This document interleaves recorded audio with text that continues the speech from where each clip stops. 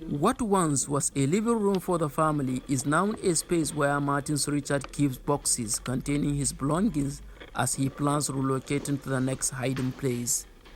This is the second time that he is forced to change his residence upon receiving the latest threats in January 2024. His family had already left.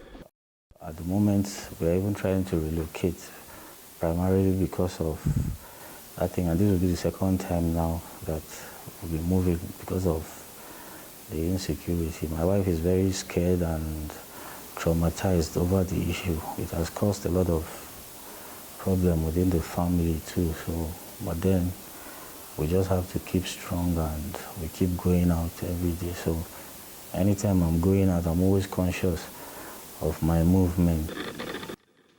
Richard, a former scheduling officer responsible for documenting new staff members at the Ministry of Works, made headlines in April 2019 when he uncovered a racketeering scheme within the ministry. This scheme involved the discovery of approximately 80 new recruits had fake employment documentation. He was summoned to testify before the Senate regarding this scandal. Since then, Richard has been subjected to threat from both the dismissed new recruits and some officials within the ministry. He alleges multiple instances of being followed, including to his former residence. VOA was unable to independently verify these threats.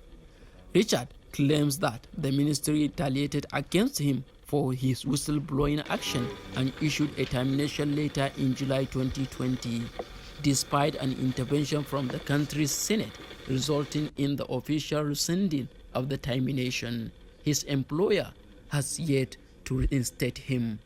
As of 23rd of last year, November 23rd, they had a senior staff committee meeting, which I learned that they ratified my dismissal from service.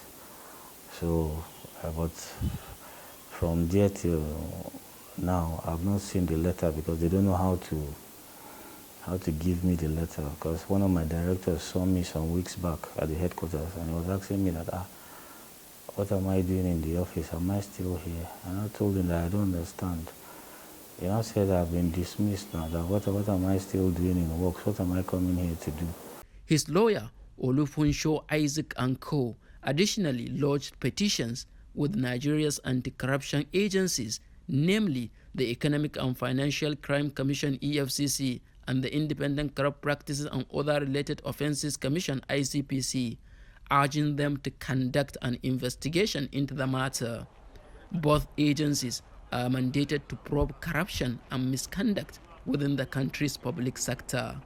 The ministry asserted that Martins contravened Nigeria's public service regulations, which stipulate that if a staff member has a grievance, there exists an internal procedures to be followed.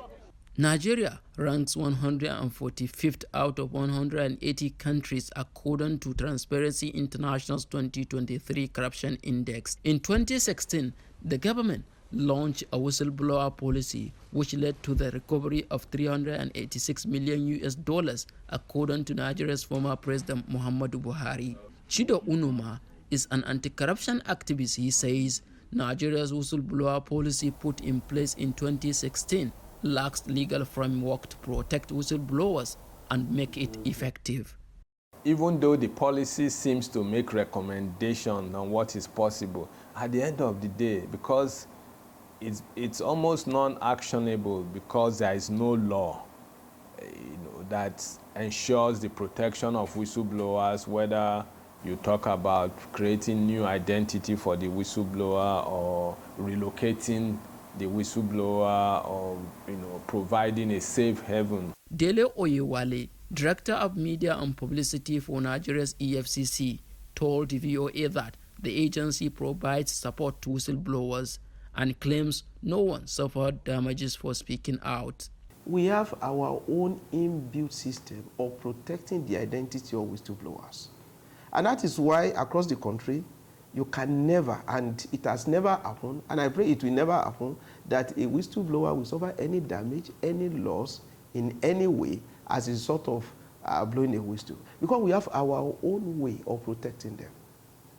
And that I may not tell you because it is an intelligence thing. It is an operational thing. For Richard, his safety is far from assured. Richard urges the country's legislatures and anti-corruption agencies to fulfill their duty to protect him and other whistleblowers. Alhassan Bala, VOA News, Abuja, Nigeria.